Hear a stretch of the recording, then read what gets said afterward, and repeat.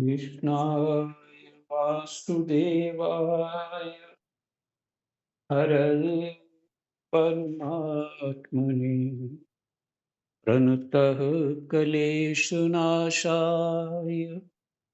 गोविन्दाय नमो नमः। गोविन्दाय नमो नमः।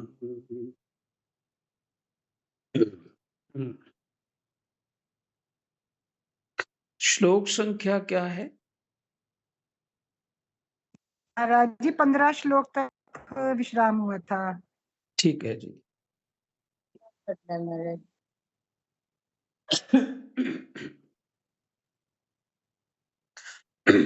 राम।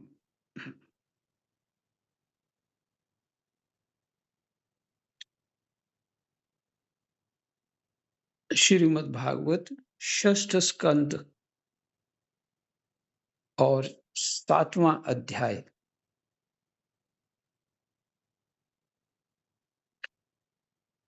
श्लोक नंबर 16।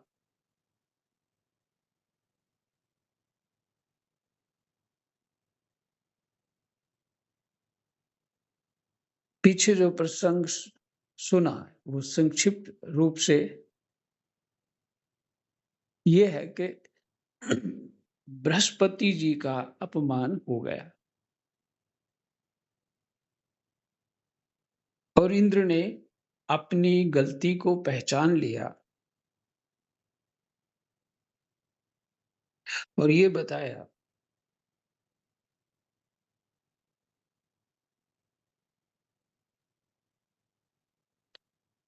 कि जो धर्म का वास्तविक स्वरूप नहीं जानते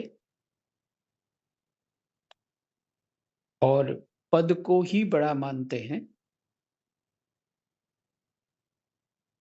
ऐसा उपदेश करने वाले वो मार्ग की ओर ले जाने वाले,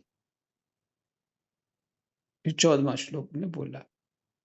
और वे स्वयं घोर नरक में गिरते हैं और उनकी बात पर जो विश्वास करते हैं वे पत्थर की नाव की तरह डूब जाते हैं।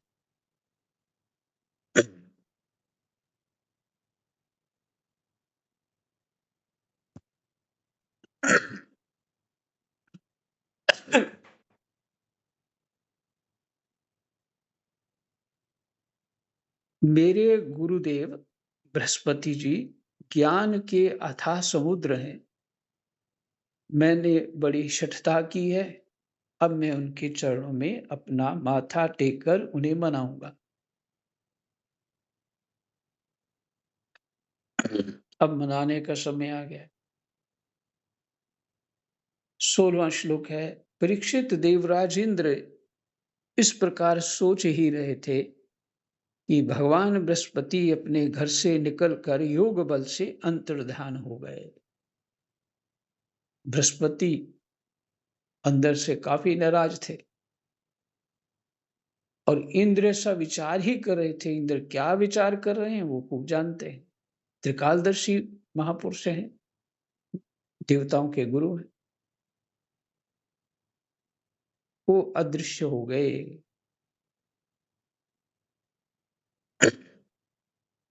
देवराज इंद्र ने अपने गुरुदेव को बहुत ढूंढवाया, परंतु उनका कहीं पता न चला। तब वे गुरु के बिना अपने को सुरक्षित ना समझकर देवताओं के साथ अपनी बुद्धि के अनुसार स्वर्ग की रक्षा का उपाय सोचने लगे।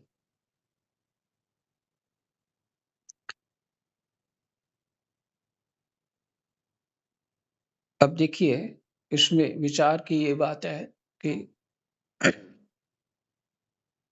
देवराज इंद्र के पास खूब बल है, खूब सामग्री है, एक से एक बड़े देवता हैं, फिर भी गुरु की आवश्यकता क्यों इतनी है वहां?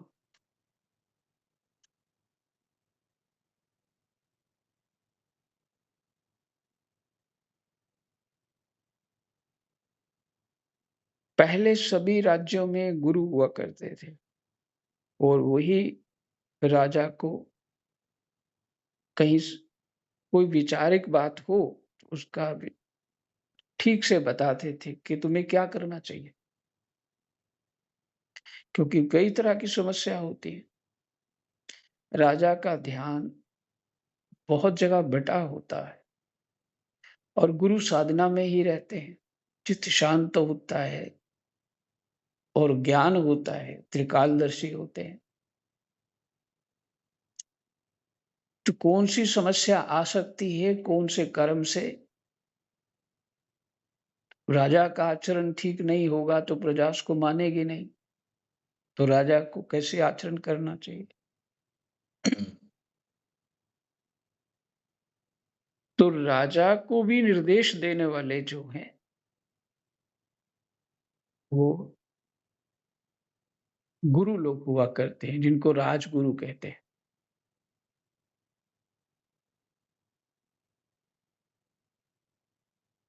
उनको मार्ग देने वाले, उनके राजा के ऊपर बहुत दबाव होता है। बहुत दबाव होता है।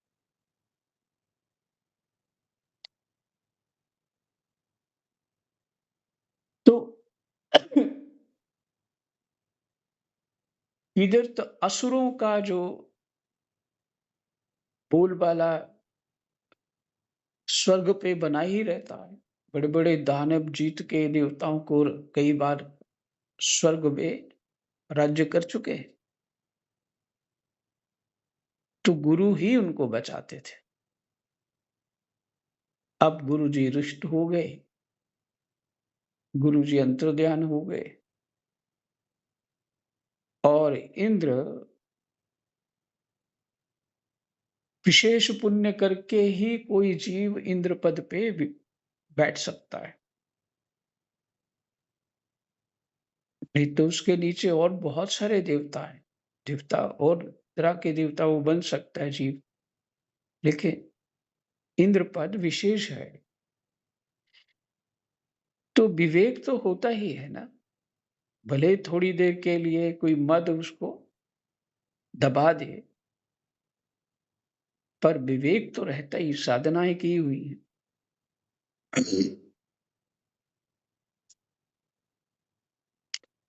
इसलिए गुरु की आवश्यकता हमारे परिवारों में भी होती है।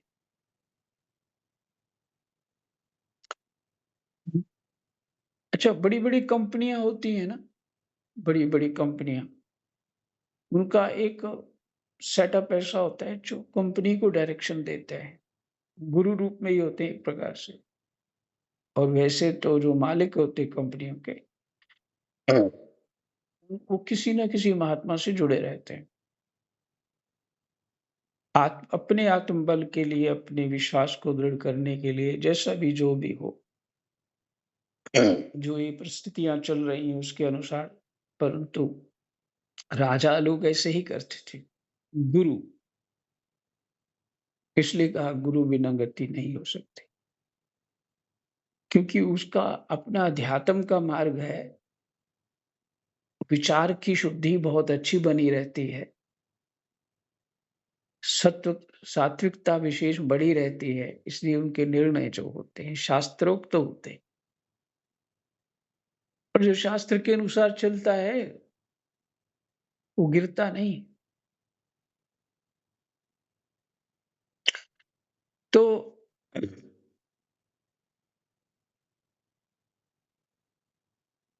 तब वे गुरु के बिना अपने को सुरक्षित ना समझकर देवताओं के साथ अपनी बुद्धि के अनुसार स्वर्ग की रक्षा का उपाय सोचने लगे। परंतु वे कुछ भी सोच ना सके। उन्होंने चित्त अशांत ही बना रहा। उनका चित्त उन्होंने नहीं, उनका चित्त अशांत ही बना रहा। परीक्षित, दैत्यों को भी देवगुरु बृहस्पति और देवराज इंद्र की अनबन का पता लग गया था।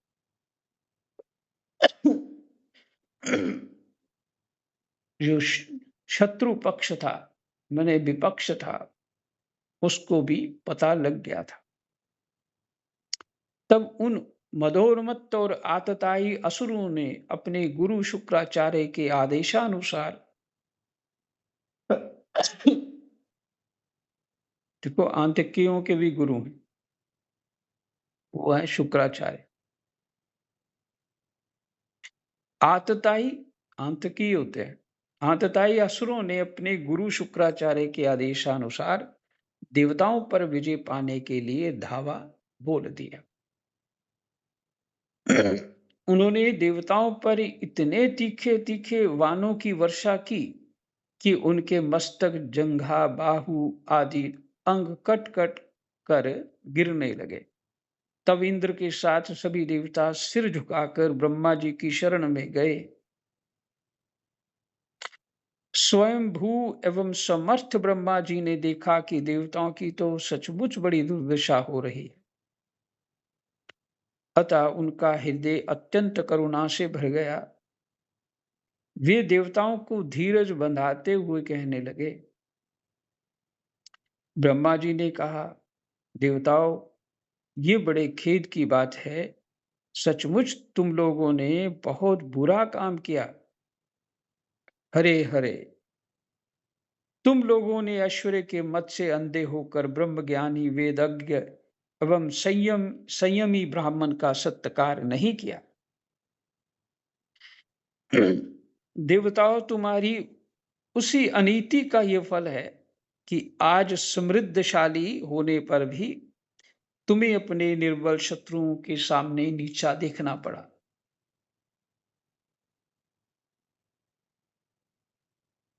देवराज देखो, तुम्हारे शत्रु भी पहले अपने गुरुदेव शुक्राचार्य का तिरस्कार करने के कारण अत्यंत निर्बल हो गए थे।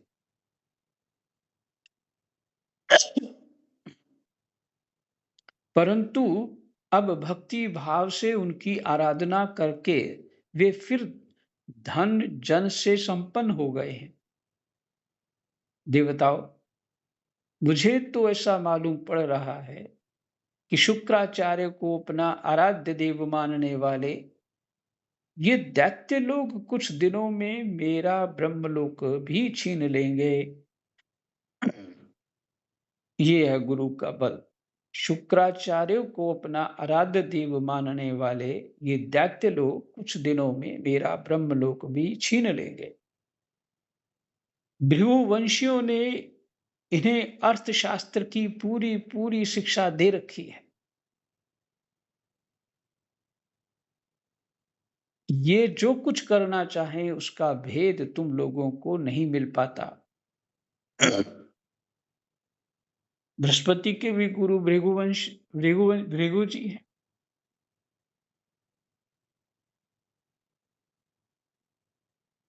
तो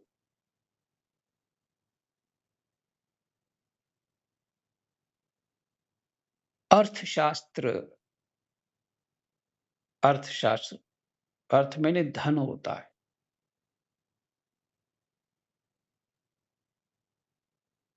धन कैसे कमाना है, कैसे राज्य के लिए धन इकट्ठा करना है, लोगों की रक्षा भी हो, धन भी प्राप्त हो जाए और धन बढ़ता रहे, किसी को कर के रूप में जो लिया जाता है उसका कष्ट भी ना हो। अर्थशास्त्र की जो भृगुवंशियों ने इन्हें अर्थशास्त्र की पूरी पूरी शिक्षा दे रखी है।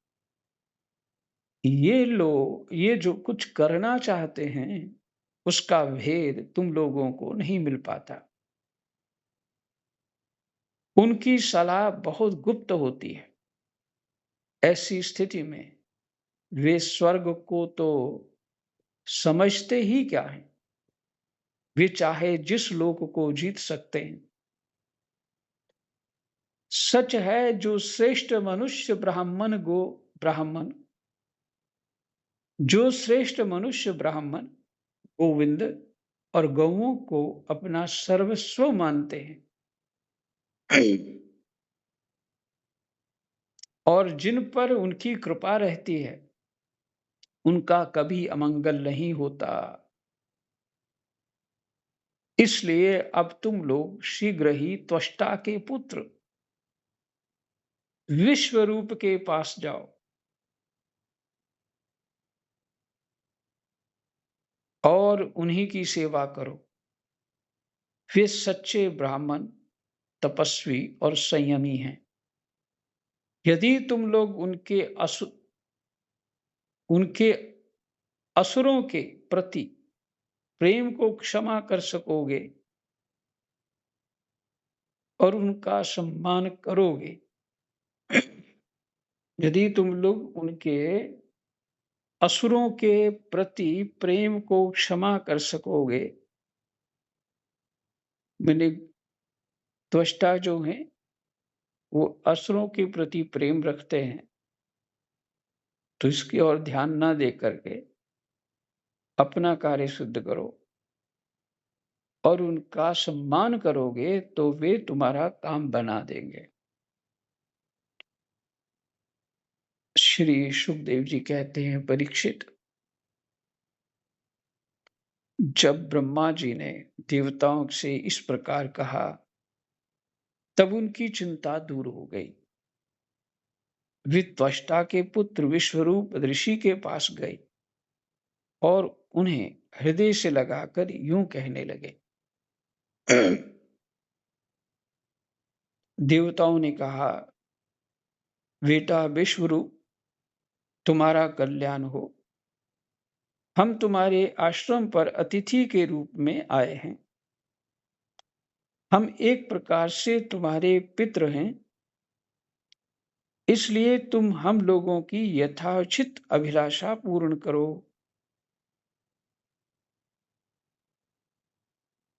अपना जो कार्य होता है वो किस तरह से करना चाहिए, क्या भाषा होनी चाहिए,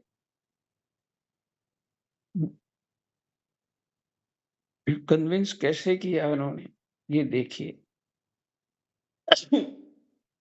ये है नीति, जो वैदिक नीति है।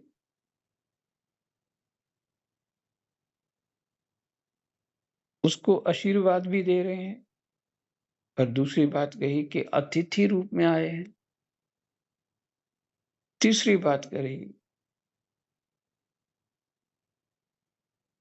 हम तुम्हारे पितृ हैं, इसलिए तुम हम लोगों की समयोचित अभिलाषा पूर्ण करो। तो धर्म की बात सुना दी,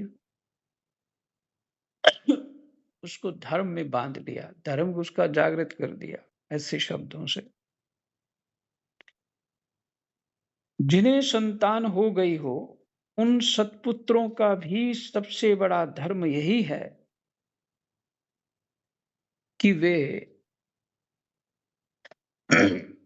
अपने पिता तथा अन्य गुरुजनों की सेवा करें। देखिए, पुरानी कहावत है ये, अगर घर में कोई बूढ़ा ना हो तो वो घर नहीं है। किसी बूढ़े का घर होना, कोई सी कहावत है, वो दिमाग में नहीं आ रही अभी, तो वही घर है। क्योंकि उसके जीवन भर का जो अनुभव है, भले उसको कहना ना आ रहा हो, समझाना ना आ रहा हो, लेकिन उसके होने से जो बात बता देगा, वो बात घर को बचा लेगी।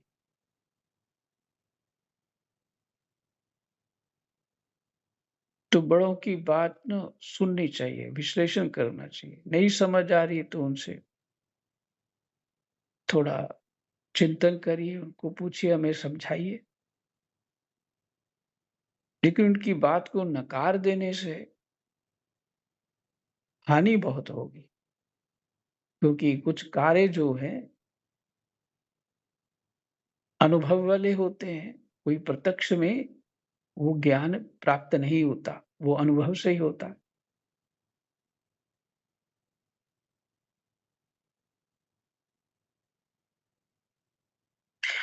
मान लो किसी का विवाह ही करने जाना है, तो बड़े जैसी सलाह दें तो वैसा विचार करना चाहिए। उसके हानि लाभ उनको पता है। लेकिन जो युवा होंगे वो तो देखेंगे घर परिवार अच्छा है, या वे देखें प्रेम बड़ा हो गया। लेकिन परिणाम कितना बड़ा हो जाएगा, क्या होगा ये पता नहीं। लेकिन बड़े ही जानते हैं कि ये कार्य कैसे होना चाहिए।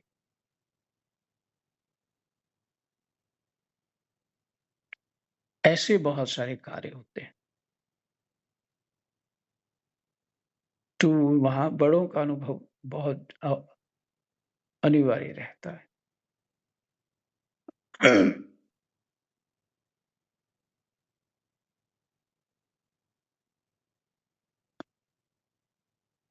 फिर जो ब्रह्मचारी हैं, उनके लिए तो कहना ही क्या।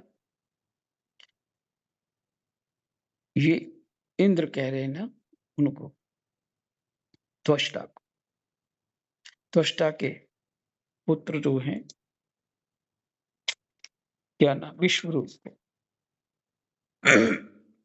वत्स आचार्य वेद की, वत्स, वत्स मैंने बेटा, आचार्य वेद की, पिता ब्रह्मा जी की, भाई इंद्र की और माता साक्षात पृथ्वी की मूर्ति होती है। ये है हमारे शास्त्र, क्या दृष्टि होनी चाहिए ये बताते हैं। परम शास्त्र देखते नहीं। वत्स आचार्य वेद की, पिता ब्रह्मा जी की, भाई इंद्र की और माता साक्षात पृथ्वी की मूर्ति होती है। इसी प्रकार बहन दया की, अतिथि धर्म की, अभ्यागत अग्नि की और जगत के सभी प्राणी अपने आत्मा की ही मूर्ति आत्म स्वरूप से होते हैं।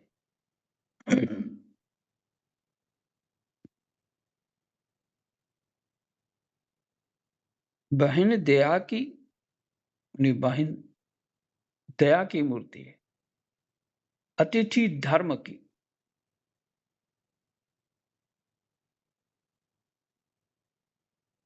अव्यागत अग्नि की, व्यागत वो महात्मा जो घूमते रहते हैं, भ्यागत कहते हैं। और जगत के सभी प्राणी अपने आत्मा की ही मूर्ति आत्म स्वरूप होते हैं। सभी प्राणी अपने आत्मा का ही स्वरूप है, वे आत्म स्वरूप होते हैं। पुत्र, हम तुम्हारे पितृ हैं। इस समय शत्रुओं ने हमें जीत लिया है। हम बड़े दुखी हो रहे हैं। तुम अपने तपोबल से हमारा ये दुख दारिद्र्य पराजय टाल दो। पुत्र, तुम्हें हम लोगों की आज्ञा का पालन करना चाहिए। तुम ब्रह्मनिष्ठ ब्राह्मण हो, अतः जन्म से ही हमारे गुरु। हम तुम्हें आचार्य के रूप में वरण करके तुम्हारी शक्ति से अनायास ही शत्रुओं पर विजय प्राप्त कर लेंगे।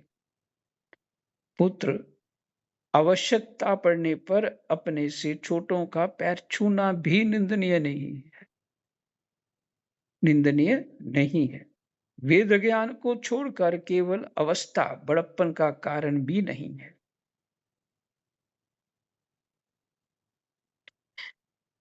कहा है, शूद्रों में उम्र से बड़ा होता है। वैश्यों में कौन बड़ा होता है? जो धन से बड़ा हो। क्षत्रियों में कौन सा बड़ा होता है? जो बल से बड़ा हो। और ब्राह्मणों में कौन सा बड़ा होता है? जो ज्ञान से बड़ा हो। इसलिए ज्ञानी छोटा क्यों ना हो, उसका भी पैर छूना निंदनीय नहीं है। वेद ज्ञान को छोड़कर केवल अवस्था बड़प्पन का कारण भी नहीं है। यही भाव है। श्री सुखदेव जी कहते हैं, परीक्षित, जब देवताओं ने इस प्रकार विश्व रूप से पुरोहिती करने की प्रार्थना की, तब परम तपस्वी विश्वरूप ने प्रसन्न होकर उनसे अत्यंत प्रिय और मधुर शब्दों में कहा, विश्वरूप ने कहा, पुरोहिती का काम ब्रह्म तेज को क्षीण करने वाला है। इसलिए धर्मशील महात्माओं ने उसकी निंदा की है। किंतु आप मेरे स्वामी हैं और लोकेश्वर होकर भी मुझसे उसके लिए प्रार्थना कर रहे हैं। लोकेश्वर मैंने इंद्र जो है लोकेश्वर है। ऐसी स्थिति में मेरे जैसा व्यक्ति भला आप लोगों को कोरा जवाब कैसे दे सकता है? मैं तो आप लोगों का सेवक हूं। आपकी आज्ञाओं का पालन करना ही मेरा स्वार्थ है। देवगण, हम अकिंचन हैं। खेती कट जाने पर अथवा अनाज की हाट उठ जाने पर उसमें से गिरे हुए कुछ दाने चुन लाते हैं और उसी से अपने देव कार्य तथा पितृ कार्य संपन्न कर लेते हैं। समझे बात?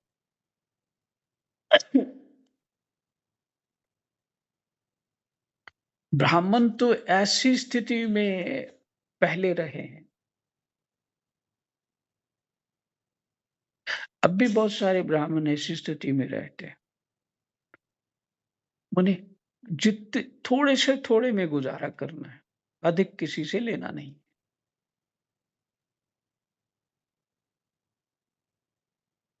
और भगवान चला ही देते ना कैसे चला देते।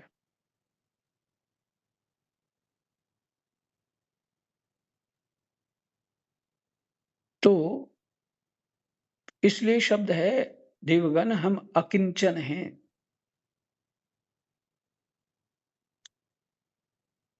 कोई भिखारी ना समझे, अर्थात भोग बुद्धि नहीं है। स्वाद ही खाना है, बढ़िया से रहना है। ये आज समाज में हो रहा है, वैसा ही करना है, ये नहीं। और उस समय भी ऐसा ही था और वैसी व्यवस्थाएं भी थी राजाओं की ओर से उन ब्राह्मणों के लिए। बहुत सारे ब्राह्मण राजा का अन्न नहीं लेते थे, संयम है। वैश्य का अन्न, राजा का अन्न और कौन सा महाभारत में प्रसंग है, उनका अन्न नहीं लेना चाहिए। सुनार का अन्न नहीं लेना चाहिए, शरीर को रोगी बना देगा। इस तरह से तो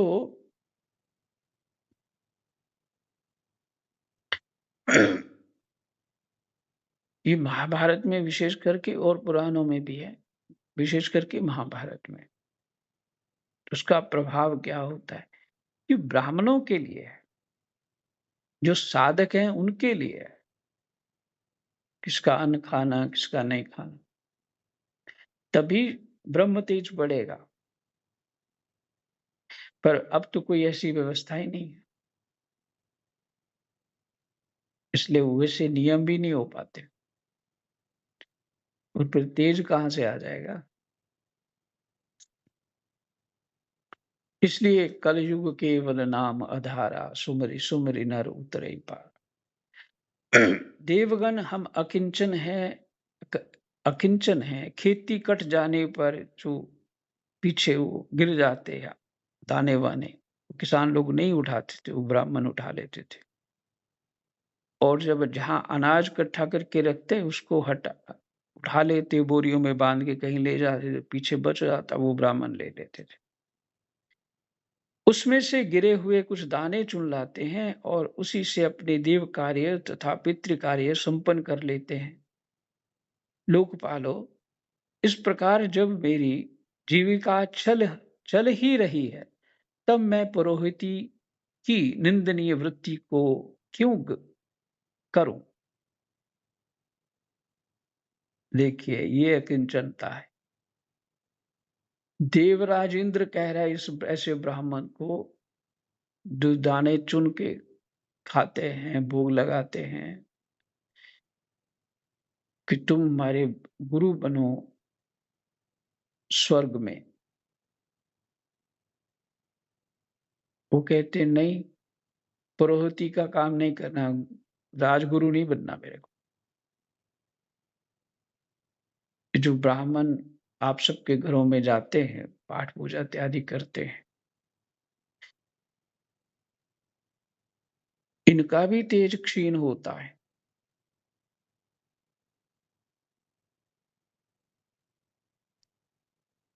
और ये इस विषय पे और कभी चर्चा करेंगे, अभी समय भी नहीं है।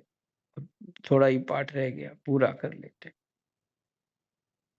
उनको क्या देना चाहिए, किस भाव से देना चाहिए, उनका तेज बना रहे, वो हमारा काम तो कर ही रहे हैं। उनके भी किसी प्रकार से उनको इस तरह से कोई अपमानित नहीं लगना चाहिए और इससे लगना भी नहीं चाहिए किसी तरह का। मैं सारी बातें नहीं बोलना चाहूँगा इस पाठ में, ताकि उनका ब्राह्मणत्व बना रहे। और आजकल जो बहुत ज़रूरी बात है, लोहे के बर्तन ब्राह्मणों को नहीं देने चाहिए, कदापि नहीं। उनके जो वस्त्र देते इत्यादि जो कार्य होते हैं, बिल्कुल वही शास्त्रानुकूल होने चाहिए। ब्राह्मण को लोहे का नहीं देना चाहिए। लोहे का बर्तन इत्यादि इस तरह से काम नहीं करने चाहिए।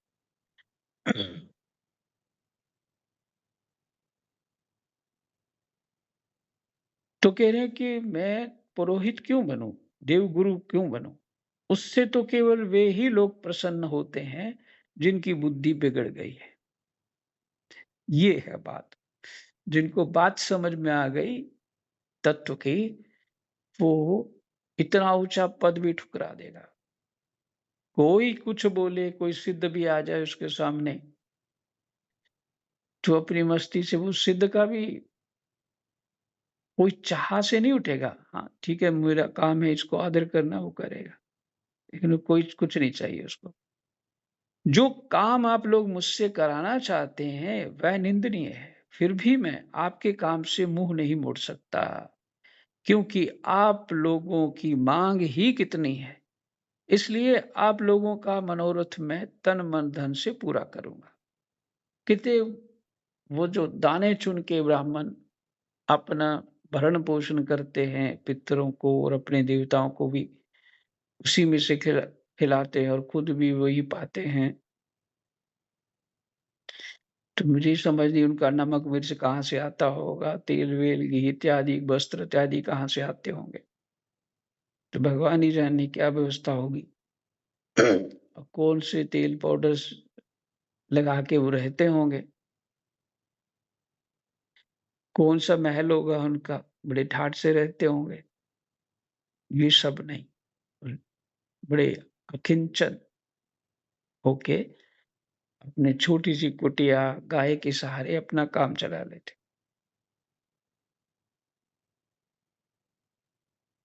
तो कहते हैं मैं तुम्हारा छोटा देवता हूँ, तुम्हारा छोटा-सा काम मैं कर दूँगा। मुझे करना चाहिए, आपके काम से मैं मुँह मोड़ नहीं सकता। श्री सुखदेव जी कहते हैं, परीक्षित विश्वरूप बड़े तपस्वी थे। देवताओं से ऐसी प्रतिज्ञा करके उनके वर्ण करने पर वे बड़ी लगन के साथ उनकी पुरोहिती करने लगे। यद्यपि शुक्राचार्य ने अपनी नीति बल से असुरों की संपत्ति सुरक्षित कर दी थी, फिर भी समर्थ विश्वरूप ने वैष्णवी वैष्णवी विद्या के प्रभाव से उनसे वह संपत्ति छीन कर देवराज इंद्र को दिला दी। राजन, जिस विद्या से सुरक्षित होकर इंद्र ने असुरों की सेना पर विजय प्राप्त की थी, जिस विद्या से सुरक्षित होकर इंद्र ने असुरों की सेना पर विजय प्राप्त की थी, उसका उदार बुद्धि विश्व रूप ने ही उन्हें उपदेश किया था। उस विद्या का उदार स्वरूप मैंने ऑर्डर शंकर भगवान जी को कहते हैं ना ऑर्डर दानी ऑर्डर ये उदार होना। ऑर्डर दानी द्रवत पुनि थोरे सकत न देख दीन कर जोरे। अपने सामने किसी दीन को हाथ जोड़े खड़ा नहीं देख सकते, ऐसे भगवान शंकर हैं।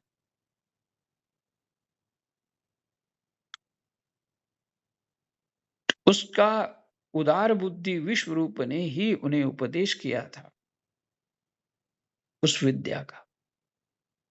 जय जय सीताराम राधे श्याम कृष्णाय वासुदेवाय हरे परमात्मने प्रणतः क्लेशनाशाय गोविन्दाय नमो नमः। जय जय सीताराम।